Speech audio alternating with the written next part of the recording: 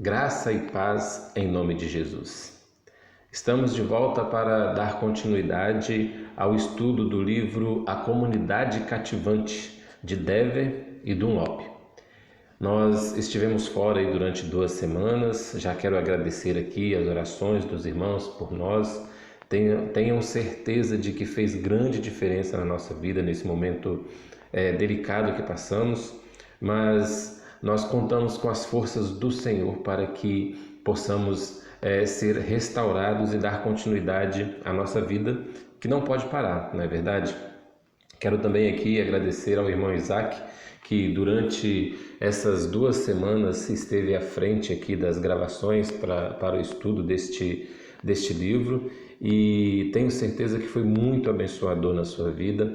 O irmão Isaac, ele é uma pessoa que se dedica naquilo que faz, e foram 2 estudos muito bons, e eu quero aqui já deixar aqui o agradecimento ao irmão Isaac, e certamente teremos outras oportunidades em momentos melhores, espero eu, de ter o irmão Isaac de volta conosco aqui para poder continuar nos abençoando aí através das suas aulas, das suas lições, que são bem dinâmicas e que tanto abençoam as nossas vidas. Então hoje nós vamos estar estudando o capítulo 8 deste livro. O irmão Isaac esteve com a gente aí estudando o capítulo de número 6 e o capítulo de número 7. E hoje nós apresentamos para vocês o tema aí do capítulo 8, que é obstáculos estruturais a uma comunidade bíblica. Nós temos um texto proposto para esse estudo. O texto ele se encontra em Efésios, capítulo 4, versículos de 11 a 16. É um texto que nós já lemos aqui, mas é um texto que fala bastante sobre a nossa responsabilidade dentro de uma comunidade, dentro daquilo que nós entendemos que a vontade de Deus para as nossas vidas, aquilo que Ele espera de cada um de nós. E eu quero te convidar a fazer a leitura desses versículos aí da carta de Paulo aos Efésios, para que nós possamos então dar continuidade ao nosso estudo. O texto estará sendo projetado aí para você neste momento, e eu peço que você me acompanhe aí na leitura da palavra de Deus em Efésios capítulo 4, versículos de 11 a 16. Diz assim a palavra de Deus: o propósito é que não sejamos mais como crianças, levados de um lado para o outro pelas ondas, nem jogados para cá e para lá por todo o vento de doutrina e pela astúcia e esperteza de homens que induzem ao erro. Antes, seguindo a verdade em amor, cresçamos em tudo naquele que é a cabeça, Cristo. Dele, todo o corpo ajustado e unido pelo auxílio de todas as juntas, cresce e edifica-se a si mesmo em amor, na medida em que cada parte realiza a sua função. E ele designou alguns para apóstolos, outros para profetas, outros para evangelistas e outros para pastores e mestres, com o fim de preparar os santos para a obra do ministério, para que o corpo de Cristo seja edificado, até que todos alcancemos a unidade da fé e do conhecimento do Filho de Deus e cheguemos à maturidade, atingindo a medida da plenitude de Cristo. Amém? Vamos agradecer a Deus pela palavra lida neste momento. Quero te convidar a orar comigo neste momento, pedindo ao Senhor que venha falar aos nossos corações através da leitura da Tua Palavra e também através das páginas do capítulo 8 desse livro tão importante para as nossas vidas também.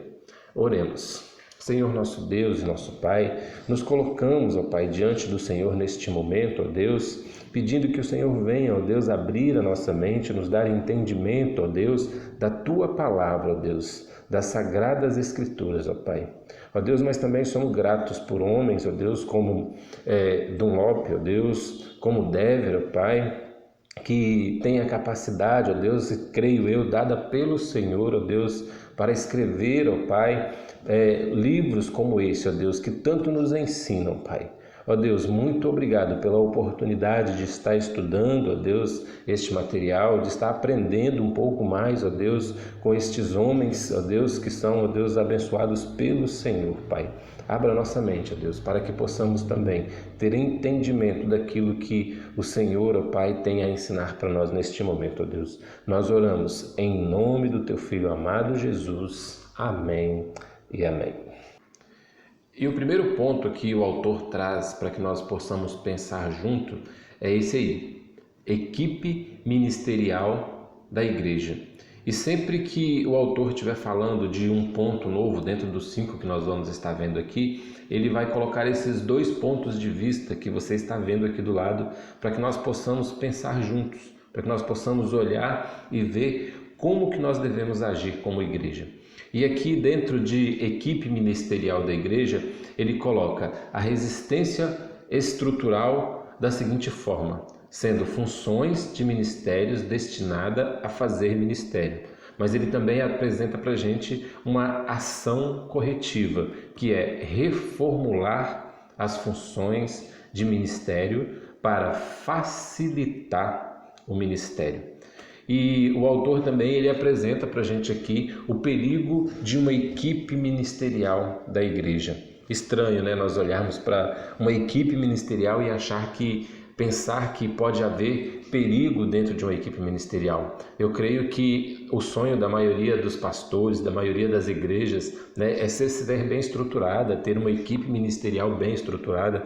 E eu quero dizer para você aqui que nós não pensamos diferente, que o autor desse livro também ele não pensa diferente. O problema é a forma como isso é feito, a forma como é colocado, que muitas vezes nos leva a pensar diferente daquilo que a palavra de Deus nos orienta, pensar diferente daquilo que nós possamos fazer pensando no crescimento do reino de Deus. Muitas vezes nós estamos muito preocupados com a estrutura, com a organização, e nós deixamos de lado o principal foco da igreja, que precisa ser glorificar o nome de Deus. E quando nós falamos de equipe ministerial, esse foco também precisa estar presente. Por isso há sim alguns perigos. E quando nós olhamos num relacionamento de profundidade com a comunidade, né, como é colocado dentro da palavra de Deus, nós vamos ver o seguinte, né?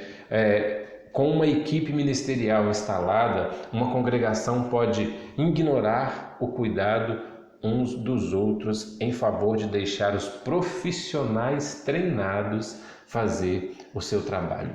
E quando nós pensamos em largura, uma proliferação de equipe ministerial capacita o ministério que é formatado de acordo com as necessidades de cada segmento da congregação.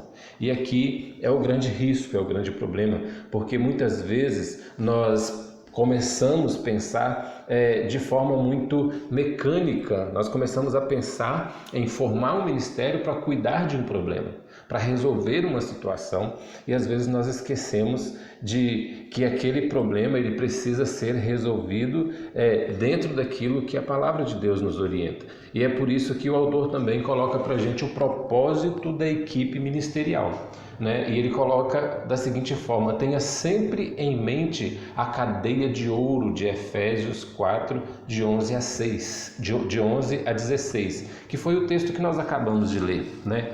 E ali Cristo deu líderes à sua igreja. Esses líderes, por sua vez, preparam o povo de Deus para o desempenho do serviço. Esse precisa ser o nosso objetivo como igreja. A liderança da igreja precisa estar sempre preocupada em fazer novas lideranças, em fazer novos discípulos, para que o povo de Deus esteja sempre em crescimento. Esse precisa ser o propósito de uma equipe ministerial: cuidar da igreja como um todo, e não se transformar em apenas uma profissão onde nós vamos nos especializar em algo e fazer apenas aquilo que eu entendo que é a minha responsabilidade, que eu entendo que eu fui preparado para fazer, e o restante da igreja às vezes fica de lado, é deixado de lado. E quanto nós temos que nos preocupar com a igreja como um todo, com as pessoas como um todo, com todos aqueles que estão à nossa volta. Então, esse precisa realmente ser um propósito de uma equipe ministerial dentro de uma igreja. vamos então para o segundo ponto que o autor apresenta para nós neste capítulo do livro. E este segundo ponto é o calendário da igreja. O calendário da igreja poderia ser uma solução para todos os problemas. Aliás, pode ser uma solução para todos os problemas, mas muitas vezes nós encontramos problemas como o que está apresentado aqui na resistência estrutural, um programa semanal de atividades que não deixa espaço para relacionamentos formais. Mas o autor também coloca para a gente como ação corretiva. Considere o relativo valor de tempo não programado quando acrescentar atividades ao calendário. Isso é muito importante nós pensarmos, isso é muito importante nós analisarmos como igreja, né? Um tempo não programado. E aí nós vamos ver a falsa promessa de uma agenda cheia. Muitas vezes nós olhamos para a agenda da igreja e nós vamos ver que a agenda da igreja está cheia. E isso parece algo bacana, mas muitas vezes, como o autor coloca aqui, isso pode ser de fato uma falsa promessa, né? A participação nas atividades da igreja pode ser mais confortável do que o árduo trabalho de construir relacionamentos. E um calendário de eventos semanais superlotado apenas agrava o problema.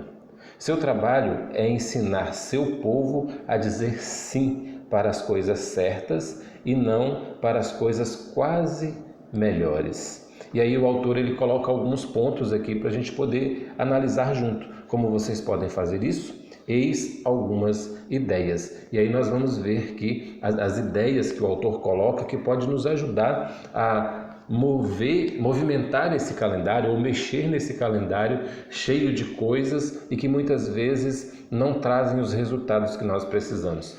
A primeira ideia que o autor coloca aqui: rastreie todas as atividades que vocês estão promovendo como igreja. Precisamos olhar todas elas. Será que todas aquelas atividades realmente está trazendo algum benefício para a igreja? E quando eu digo benefício, nós precisamos pensar nas pessoas. Nós precisamos pensar se essas atividades estão alcançando as pessoas, nós precisamos pensar se essas atividades estão glorificando a Deus, porque se elas não estão tendo essa função dentro da igreja, elas precisam ser repensadas.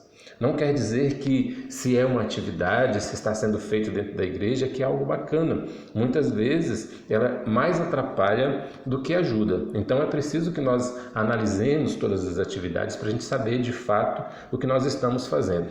O autor também coloca: dê a seu pastor controle sobre a promoção de atividades e sobre como promovê-las. Geralmente, quando nós fazemos isso, quando nós pensamos em algo, é sempre bom que nós levemos isso ao nosso pastor, que nós apresentemos isso ao pastor e que ele possa promover isso na igreja. E quando eu falo promover, não quer dizer ele realizar isso, não. Nós queremos dizer aqui da seguinte forma: quando o pastor ele tem conhecimento da atividade, quando ele abraça esta causa, fica mais fácil da igreja também trabalhar dentro desse mesmo propósito, porque a igreja ela olha para o pastor como sendo aquela pessoa que vai dar o direcionamento para que as coisas aconteçam na igreja. Então, por isso a importância de nós mostrarmos ao pastor, apresentarmos ao pastor os nossos projetos e ele, abraçando esse projeto, ele possa promover esse projeto dentro da igreja. Terceiro, reconstitua ministérios existentes para serem mais relacionais por natureza. Aquilo que nós já temos falado aqui sobre os ministérios. Muitas vezes os nossos ministérios, aqueles que são organizados, eles se preocupam muito com a sua organização. Se é um ministério de mulheres, a preocupação daquele ministério é somente com as mulheres. Se é um ministério de família, a preocupação daquele ministério é somente com as famílias. Mas nós precisamos entender que nós precisamos nos preocupar com a igreja como um todo. E nós precisamos estruturar os nossos ministérios como igreja para que todo ele possa fazer um trabalho que envolva toda a igreja. E o autor coloca aqui para a gente também mais 2 pontos para nós pensarmos que eu quero ler juntos, porque um está bem ligado ao outro, que é: deixe claro à sua congregação que é correto algumas coisas acabarem E o outro é: procure oportunidades estratégicas para acabar com as atividades infrutíferas. Esses dois pontos estão bem ligados, porque há algumas coisas em calendários nas igrejas que às vezes estão ali simplesmente por saudosismo, porque já tem muitos anos que é realizado e aquilo não pode parar. Mas às vezes aquilo já não está mais trazendo resultado nenhum para a igreja. É claro que nós temos que fazer isso com muita sabedoria. Se você que é um membro da igreja e você conhece as pessoas que estão na liderança de algum desses trabalhos, procure conversar com sabedoria com estas pessoas para que elas venham a entender que tudo precisa ter um começo, um meio e um fim. Há um tempo para todas as coisas, já diz a palavra de Deus. E quando nós falamos de trabalho na igreja, não é diferente. Trabalhos na igreja também, a gente precisa entender que é o momento de nós começarmos, há o momento de nós estarmos desenvolvendo aquele trabalho, mas vai chegar um momento também que aquele trabalho vai chegar ao fim. E é necessário que nós possamos entender isso, porque é desta forma que nós vamos dar espaço no nosso calendário para que programas que talvez neste momento façam uma grande diferença na vida das pessoas possam ser colocados em prática. Então é preciso a gente ter essa sabedoria na hora de trabalhar o nosso calendário, para a gente saber realmente aquilo que vai ser mantido e aquilo que vai entrar de novo no calendário. Não podemos acabar com tudo a qualquer momento e também não podemos colocar várias coisas dentro do nosso calendário simplesmente porque são ideias que nós consideramos talvez ideias boas. Mas precisamos colocar aquilo que de fato nós colocamos diante de Deus e entendemos que está sendo a melhor forma para que a igreja possa caminhar e possa desenvolver uma comunidade que faça diferença na vida das pessoas. Outro ponto: avalie o custo de oportunidade quando considerar uma nova atividade. O que o autor está querendo dizer com isso aqui? Que quando chega para a gente algumas situações, nós precisamos avaliar. Qual o objetivo desse novo projeto? O que nós queremos alcançar com esse novo projeto? Será que esse novo projeto, se ele for implantado, ele não vai atrapalhar algo que já está sendo feito na vida da igreja? Ou será que da forma como esse novo projeto está sendo apresentado, nós vamos ter que trabalhar muito para ter um resultado que nós poderíamos ter de uma outra forma?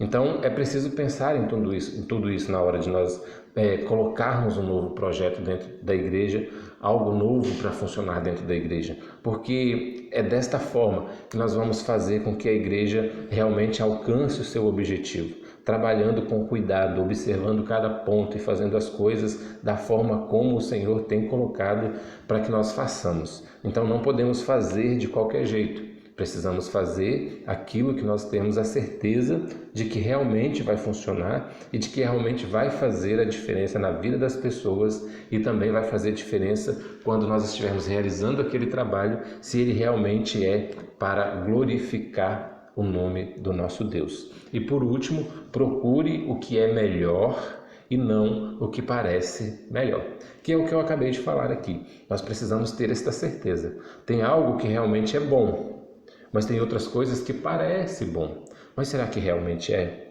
Precisamos colocar na balança, precisamos pensar se realmente aquilo vale a pena ser colocado naquele momento. Então nós precisamos tomar muito cuidado com a falsa promessa de uma agenda lotada, de uma agenda cheia, porque isso, ao invés de ser bênção na vida da igreja, pode trazer muitas complicações e pode fazer com que a obra de Deus seja feita de forma relaxada, porque nós precisamos simplesmente cumprir uma agenda, mas na verdade não estamos fazendo aquilo que deveria ser feito de fato para que o nome de Deus fosse glorificado na nossa igreja. Outro ponto que o autor coloca aqui e que precisa ser analisado com muito carinho por toda a igreja, que é a música da igreja. E o autor coloca aqui como resistência estrutural, música que é mais bem tocada do que cantada pela congregação. E como ação corretiva, aspire a um estilo musical que um amplo número de pessoas possa adotar. É muito interessante nós olharmos para isso aqui, porque muitas vezes as pessoas estão preocupadas, o ministério da música está preocupado em uma qualidade musical muito grande. Nada de errado nisso, tá, meus irmãos? É claro que nós precisamos fazer o melhor para o nosso Deus. Precisamos fazer da forma com que o nosso louvor chegue a Ele de forma agradável. Mas nós precisamos também pensar em toda uma congregação. E às vezes nós queremos colocar notas difíceis numa música. Estou falando aqui como leigo, não sou um conhecedor da música, mas estou falando da forma como nós leigos olhamos.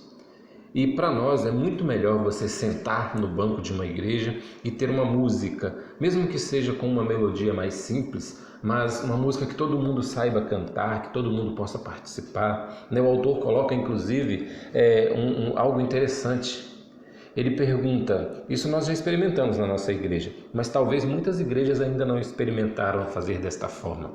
Ele pergunta, você já experimentou cantar um pedaço de uma música a capela? Como fica bonito, como fica harmonioso, como as pessoas se sentem bem louvando a Deus com a sua voz. E é exatamente isso que nós precisamos pensar. Aqui na nossa igreja, eu posso falar da nossa igreja, não posso falar da igreja do outro, né? Mas na nossa sim, nós nos preocupamos muito com isso. Muitas vezes nós sentamos para perguntar se aquela música, se aquela letra é uma letra bíblica, se realmente é uma letra que vai enaltecer o nome do nosso Deus. É a primeira preocupação, mas outras preocupações precisam ter também.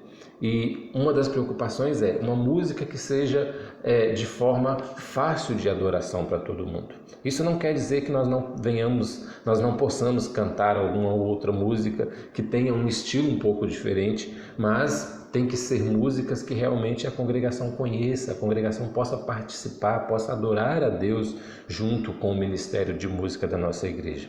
Outra coisa também importante é nós pensarmos nos ritmos que são tocados. Nós não podemos escolher um ritmo porque aquele ritmo agrada ao pastor, porque aquele ritmo agrada ao ministro de música e nós tocarmos apenas aquele ritmo em nossas igrejas.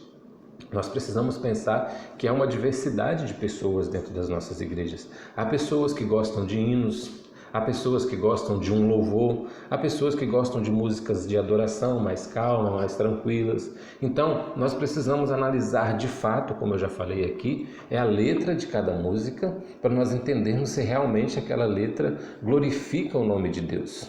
E a partir daí, então, nós precisamos pensar na diversidade que está dentro das nossas igrejas para que todos possam adorar a Deus através da música, através deste momento tão bacana dentro do culto, que é a adoração ao Senhor através dos louvores e dos hinos que são cantados dentro das nossas igrejas.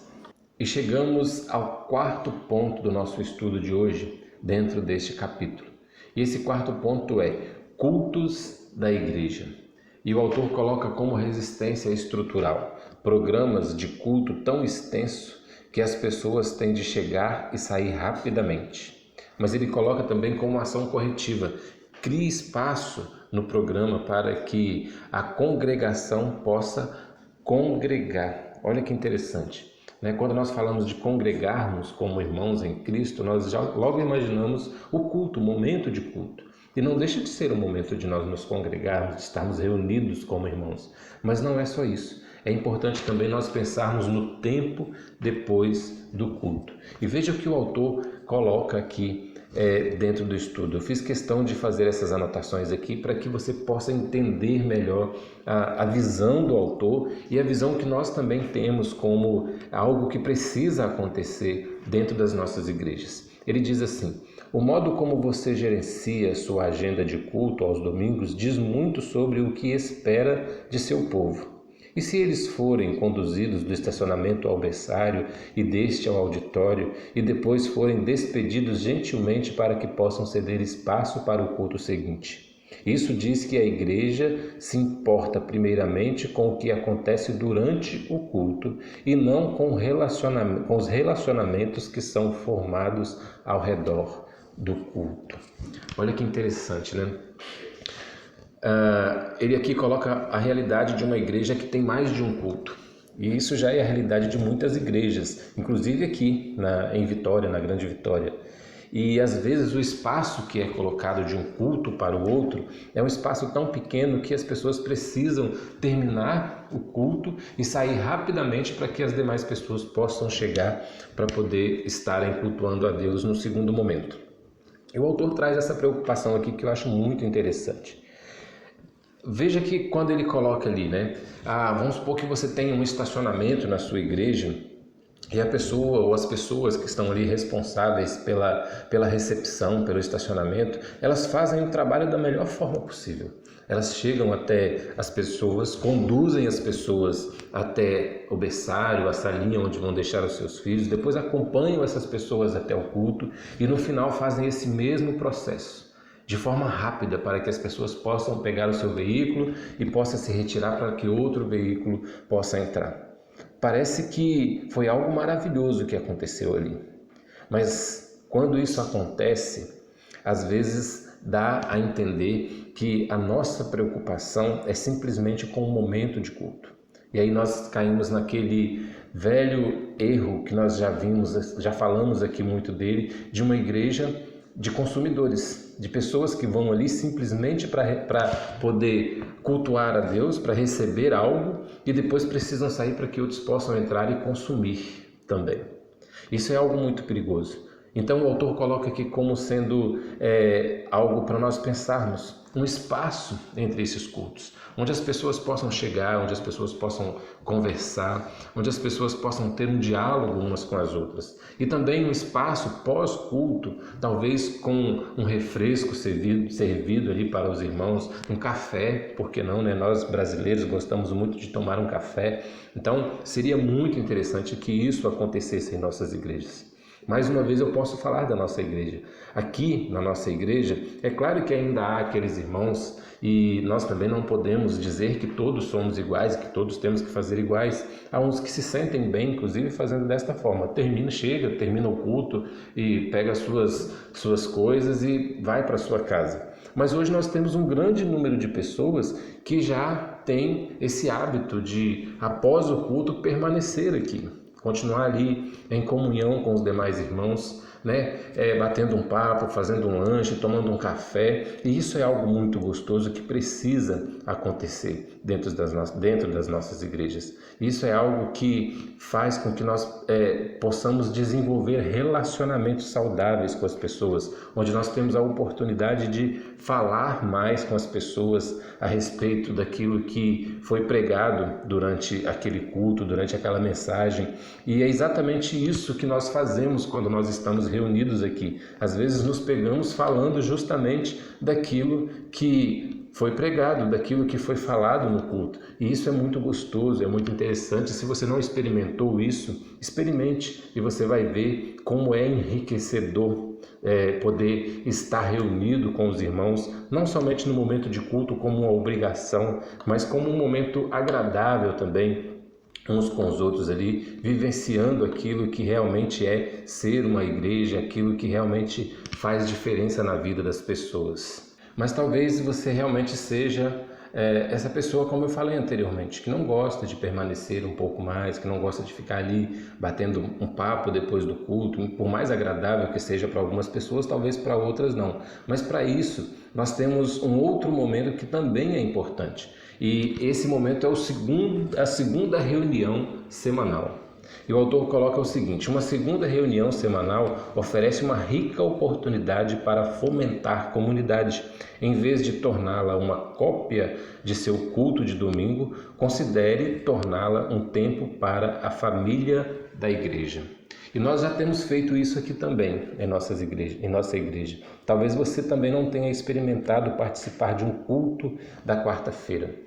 É claro que agora nós estamos fazendo um pouco diferente devido à situação que nós estamos vivendo de pandemia, e é algo que nós precisamos nos adaptar para que nós pudéssemos ter os nossos cultos acontecendo. Mas de forma geral, em tempos comuns, o nosso culto do meio da semana, o nosso segundo culto semanal, é exatamente como o autor coloca aqui.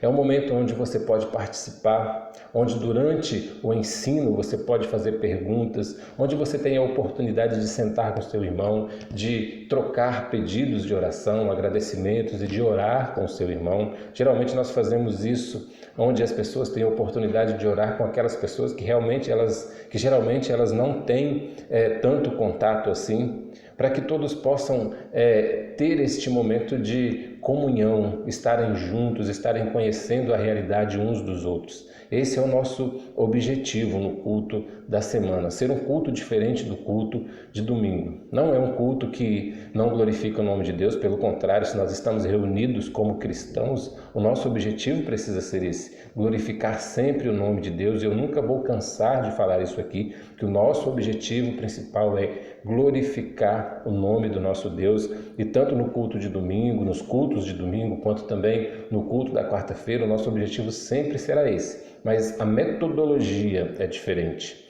e isso é que nos ajuda muito a fazer com que as pessoas se aproximem uma das outras no culto de quarta-feira. Se talvez você ainda não participou conosco, ainda não teve esse privilégio, participe. Venha participar dos nossos cultos de quarta-feira e ter a oportunidade, talvez, de conversar com aquele irmão que você geralmente não tem a oportunidade de conversar, de fazer aquela pergunta que talvez você não tenha a oportunidade de fazer durante o culto. O culto da quarta-feira é esse culto um pouco mais aberto, um pouco mais dinâmico, onde você tem essa oportunidade. E é algo que também é muito abençoador em nossas vidas.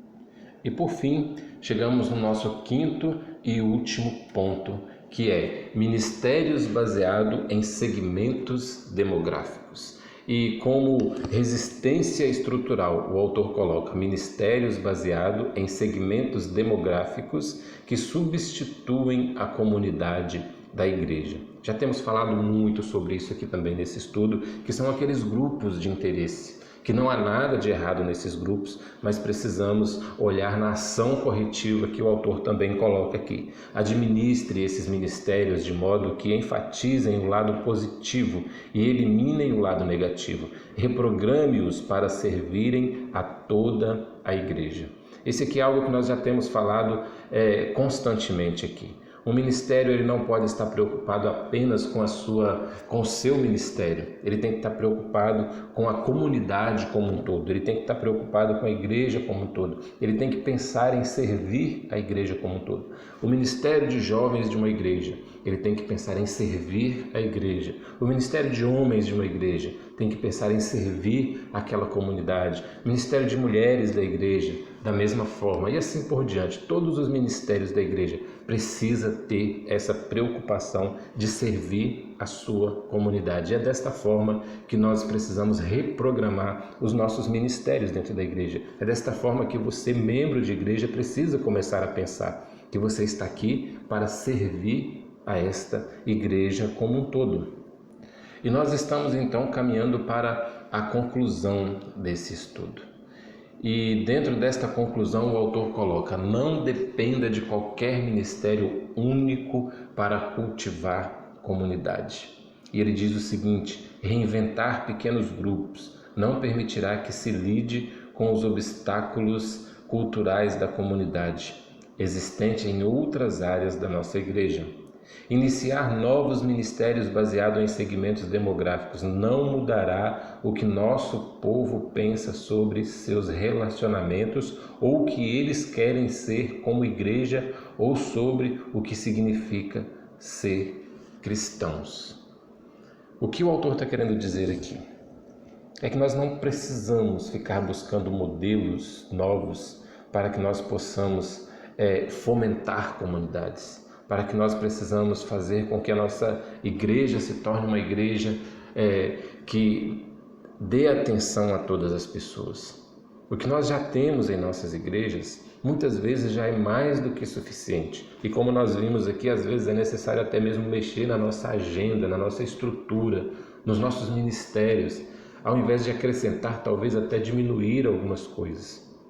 Mas se for preciso também colocar algo, que seja colocado, mas que isso seja feito da forma correta, com o objetivo correto. nós não precisamos e nem podemos sair criando ministérios em nossas igrejas simplesmente porque a igreja do vizinho tem tal ministério e a nossa não tem. Ou simplesmente porque agora chegou um grupo de pessoas na igreja que fazem parte de um determinado segmento da sociedade e agora nós precisamos criar um ministério para atender esse número de pessoas.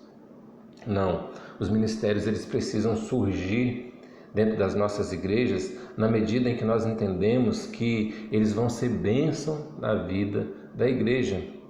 Como nós falamos aqui agora, talvez de um determinado grupo que chegou à sua igreja, algumas pessoas, alguns jovens que chegaram e a sua igreja não tem um ministério jovem, então por que não fazer com que estes jovens entendam a necessidade desse ministério?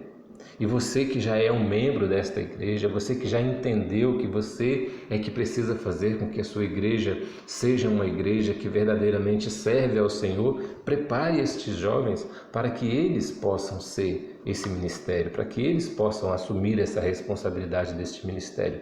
É assim que nós precisamos fazer ministério das nossas igrejas, de acordo com as necessidades, mas também pensando nas pessoas que estão ali como sendo elas as responsáveis, sendo elas as pessoas preparadas para que elas possam servir a outros que chegarem depois delas. Então nós precisamos pensar muito bem nisso. Nós precisamos olhar para dentro das nossas igrejas e realmente entender se tudo o que está acontecendo ali está acontecendo de uma forma que glorifica o nome do nosso Deus. Está acontecendo de uma forma que o objetivo maior é olhar para Cristo, é caminhar em direção a Cristo e não as nossas necessidades. Será que nós estamos pensando em criar mais ministérios para poder aliviar o meu fardo, aliviar o fardo do pastor, aliviar o fardo do outro ministro? Ou será que nós realmente estamos pensando em trabalhar para que estas pessoas que já estão aqui possam ser capacitadas para poder fazer com que a igreja caminhe com aquilo que ela já possui nos dias de hoje? Precisamos pensar nessas coisas.